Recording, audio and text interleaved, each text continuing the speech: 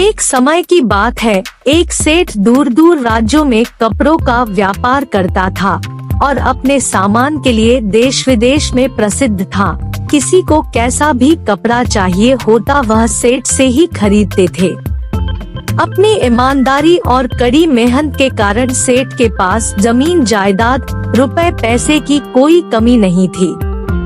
सेठ का कोई बच्चा नहीं था, केवल एक पत्नी थी जिसे सेठ बहुत प्यार करता था और देश विदेश से अपनी पत्नी के लिए तरह तरह के सुंदर सुंदर उपहार लेकर आया करता था। एक बार उसने देखा उसकी पत्नी बड़ी परेशान नजर आ रही है। पूछने पर पता चला कि पत्नी के बाल बहुत ज्यादा झड़ रहे हैं। पहले तो सेठ को यह कोई बड़ी समस्या नहीं लगी, किंतु धीरे धीरे सेठ को भी लगने लगा कि उसकी पत्नी के बाल पहले से काफी कम होते जा रहे हैं। सेठ देश विदेश से पत्नी के लिए दवाई लाने लगा, किंतु किसी दवाई से भी पत्नी के बाल ठीक नहीं हुए। अब तो सेठ बड़ा उदास हो गया और सोचने लगा, इतना रुपया पैसा होने का क्या फायदा जब मैं अपनी पत्नी का ही इलाज ना करा पाऊँ। इस बेचारी के बाल इतनी तेजी से झड़ रहे हैं कि एक दिन यह पूरी तरह से गंजी हो जाएगी और लोग मुझे गंजी का पति कहकर बुलाएंगे।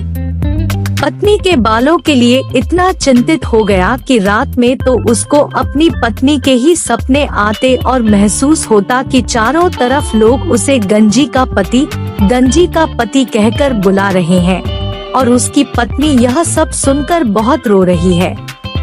पत्नी के बालों के चक्कर में सेठ का मन उसके व्यापार में ना लगता, जिसके कारण सेठ के ग्राहक भी कम होने लगे, यहाँ तक कि वह महीनों से दूसरे नगरों में भी नहीं गया था। एक दिन जब सेठ की पत्नी स्नान करके बाहर आई तो सच में ही उसके सारे बाल गायब हो चुके थे और मैं पूरी तरह से गंजी हो चुकी थी। उसने जब अपनी पत्नी का यह हाल देखा तो जोर जोर से रोने लगा और गांव के बाहर बने देवी के मंदिर में चला गया। उसे लगा वहां बैठकर उसे शांति मिलेगी। जब वहां पर बैठा हुआ था, वहां पर एक साधु आया और उसने सेठ से उसकी उदासी का कारण पूछा। साधु के प्यार भरे शब्द सुनकर सेठ सिसक कर रोने लगा और बोला, महाराज मेरी पत्नी के सारे बाल गिर गए और वह पूरी तरह से गंजी हो गई है। मुझे समझ में नहीं आ रहा है कि मैं अब सबको अपना मुंह कैसे दिखाऊं।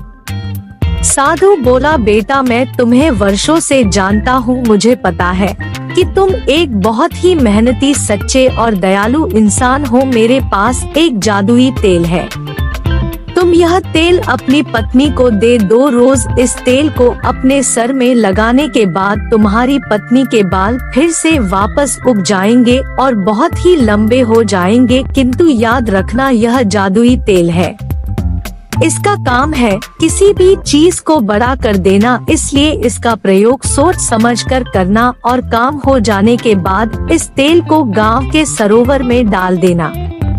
सेठ बहुत खुश हुआ और साधु से तेल लेकर उसने अपनी पत्नी को दे दिया। पत्नी पति के कहे अनुसार रोज उस तेल को अपने सर पर लगाने लगी। सच ही उसके बाल बड़े लंबे हो गए। सेठ की सारी परेशानी दूर हो गई और वह दूसरे नगर को व्यापार के लिए गया। किंतु जब वह एक हफ्ते के बाद लौट कर आया तो यह देखकर हैरान हो गया कि उसकी पत्नी उसके सामने नहीं आ रही है। बहुत मिन्नतें और सिफारिश करने के बाद जब पत्नी सामने आई तो वह यह देखकर हैरान हो गया कि पत्नी की जुबान उसके मुंह से बाहर लटक रही थी और वह बड़ी ही भयानक लग रही थी।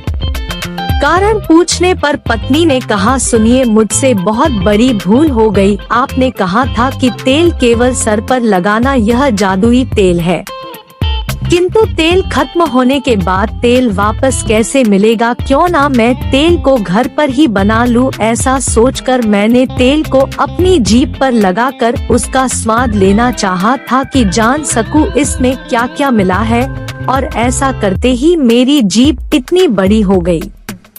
सेठ सिर पकड़कर बैठ गया। मैं समझ गया कि अब इस समस्या का कोई निदान नहीं। उसके बाद सेठ की पत्नी को किसी ने घर के बाहर कभी नहीं देखा और सेठ अपनी पत्नी की मूर्खता के कारण पूरे जीवन एक इतनी लंबी जीभ वाली पत्नी के साथ जीता रहा और यह कहावत बन गई कि पत्नियों की जीभ बहुत लंबी होती है।